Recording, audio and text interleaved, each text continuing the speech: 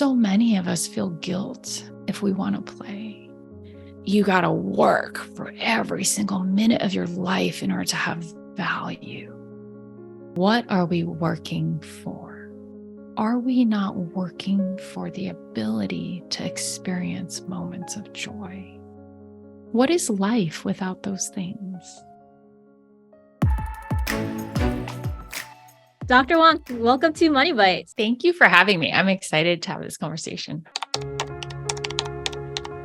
As adults, we've removed this idea that life also should have areas where it's a playground, where you're testing and experimenting. For example, I'm super excited because I just booked my lesson this morning.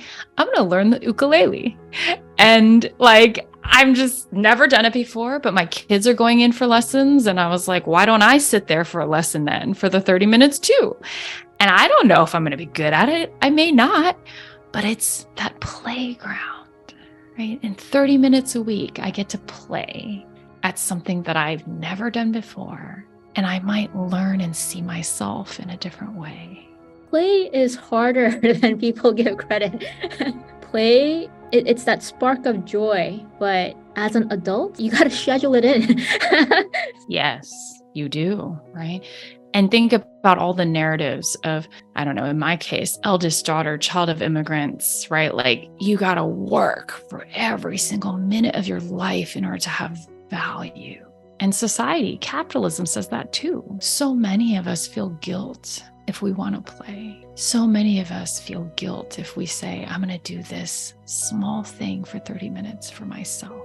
Because we have all these other people that might be depending on us. And so slowly play becomes this thing that was like, I did that when I was 5. And you ask the question, what are we working for? Are we not working for the ability to experience moments of joy, moments of play, moments of ease, moments of connection? What is life without those things? You think about the feeling you get when you're dancing. It has no other purpose but to fulfill that sense of joy, connection, play.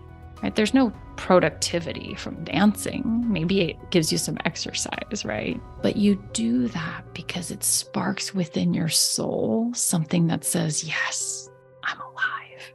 How can we introduce a bit more play into our joy, into our lives for folks who haven't quite experimented with themselves in a while? And I think that so many of us, we might have felt sparks in our childhood. Like maybe we love to paint, we love to draw.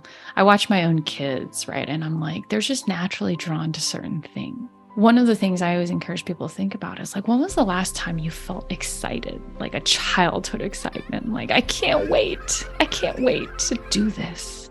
What was the thing that sparked that emotion of excitement? Because I think as adults, and I don't know about you, but for me, I don't necessarily get super excited in my day-to-day, right? There's no oh my gosh, I can't wait. I'm so excited. I can't wait till this thing happens, right? That doesn't really happen. I feel like our lives are so routine. And so what is that thing maybe from your childhood or the thing that you wish you could have done, but your parents never let you do? Because I think those longings don't die or go away. They just sit kind of stagnant, compartmentalized.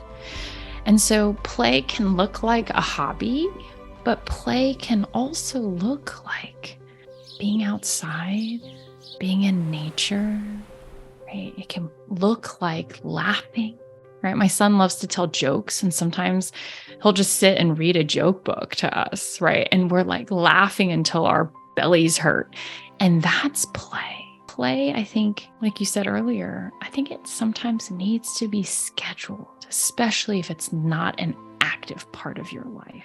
Are there activities that we default to that is not play? I think sometimes people will say, oh, well, I watch shows, right? That's my play time or relaxing time.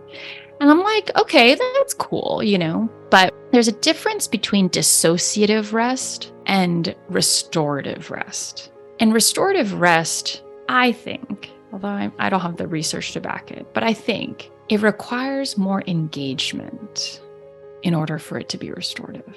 Dissociative rest is I'm going to turn on a show and like half watch it while I'm scrolling on my phone. All of that is I'm only 50% engaged. I'm not really here. I'm not really there. I just need somewhere to park my brain. And we all need that sometimes. But at the end of it, a lot of people will say, but I don't feel any better. I don't feel any more restored. I just feel kind of like continuation of blah. Whereas restorative rest, but it requires a level of focused attention and engagement that then I think feeds the soul in a certain way. You can't play if you're distracted. Play is a here and now experience, right? Just like dancing. You can't half dance, right? You won't get the steps right. You won't move. You won't feel the music.